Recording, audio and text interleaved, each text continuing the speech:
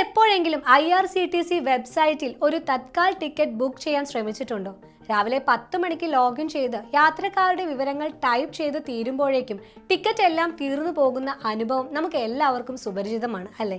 ഇത് നമ്മുടെ ഇന്റർനെറ്റിന്റെ സ്പീഡ് കുറവായതുകൊണ്ടോ അല്ലെങ്കിൽ നമ്മുടെ ഭാഗ്യക്കേട് കൊണ്ടോ ആണെന്നാണ് പലരും വിചാരിക്കുന്നത്. എന്നാൽ സത്യം അതല്ല. ഇതിന്റെ പിന്നിൽ വലിയൊരു ഡിജിറ്റൽ തട്ടിപ്പുണ്ട്. ആ ഞെട്ടിക്കുന്ന കഥയാണ് ഇന്ന് നമ്മൾ ചർച്ച ചെയ്യാൻ പോകുന്നത്.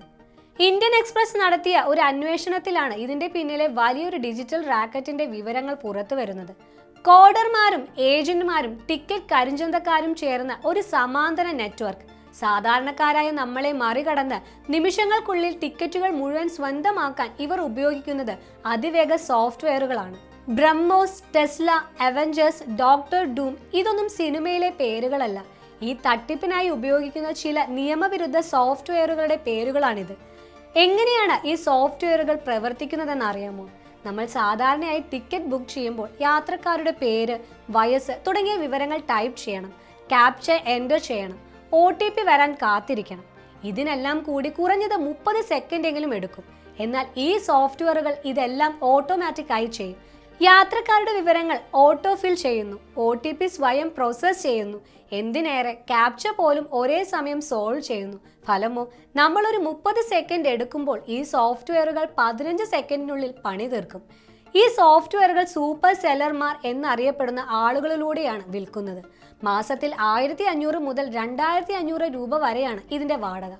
ഏറ്റവും പുതിയ പതിപ്പായ ബ്രഹ്മോസ് ടിക്കറ്റ് കിട്ടാൻ കൂടുതൽ സാധ്യതയുള്ളതുകൊണ്ട് ഓരോ ടിക്കറ്റിനും 99 രൂപ വരെ ചാർജ് ഈടാക്കുന്നുണ്ട്. ഞെട്ടിക്കുന്ന മറ്റൊരു കാര്യം, IRCTCയുടെ സിസ്റ്റത്തിലെ പിഴവുകൾ അറിയാവുന്ന മുൻ ജീവനക്കാരാണ് ഈ സോഫ്റ്റ്വെയറുകൾക്ക് പിന്നിൽ പ്രവർത്തിക്കുന്നതെന്നാണ് റിപ്പോർട്ടുകൾ പറയുന്നത്. റെയിൽവേ ഒരു പഴുതടയ്ക്കുമ്പോൾ കോഡർമാർ അതിലും വേഗതയേറിയതും പുതിയതുമായ സോഫ്റ്റ്വെയറുകൾ ഉണ്ടാക്കി ഒരു പടി മുന്നിൽ നിൽക്കുന്നു. ആധാർ നിർബന്ധമാക്കുന്നത് പോലുള്ള നടപടികൾ റെയിൽവേ കൊണ്ടുവന്നിട്ടുണ്ടെങ്കിലും ഈ ഡിജിറ്റൽ തട്ടിപ്പിന്റെ വ്യാപ്തി വെച്ച് നോക്കുമ്പോൾ അതെല്ലാം വളരെ നിസ്സാരമെന്നാണ് വിദഗ്ധർ പറയുന്നത്. അപ്പോൾ എന്താണ് ഇതിന്റെ ഫലം? ഉത്സവകാലത്തും തത്കാൽ സമയത്തും സാധാരണക്കാർ ടിക്കറ്റ് കിട്ടാതാവുന്നു.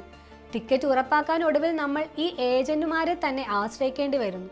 ഇത് വലിയൊരു കരിഞ്ചന്തയ്ക്ക് വഴിവെക്കുന്നു. അപ്പോൾ അടുത്ത തവണ ടിക്കറ്റ് കിട്ടാതെ വരുമ്പോൾ ഓർക്കുക, നിങ്ങളുടെ എതിരാളി ചിലപ്പോൾ സാധാരണക്കാരായ മറ്റു യാത്രക്കാരല്ല, മറിച്ച് ഇത്തരം ഹൈടെക് സോഫ്റ്റ്വെയറുകളാണെന്ന്. ഈ ഡിജിറ്റൽ കള്ളനും പോലീസും കളിയിൽ ആര് ജയിക്കുമെന്ന് നമുക്ക് കാത്തിരുന്നു കാണാം. ഈ വിഷയത്തെക്കുറിച്ചുള്ള നിങ്ങളുടെ അഭിപ്രായങ്ങൾ താഴെ കമന്റ് ചെയ്യുക. കൂടുതൽ വിവരങ്ങൾക്കായി മണി ന്യൂസ് മലയാളം ചാനൽ സബ്സ്ക്രൈബ് ചെയ്യാൻ മറക്കല്ലേ. നന്ദി.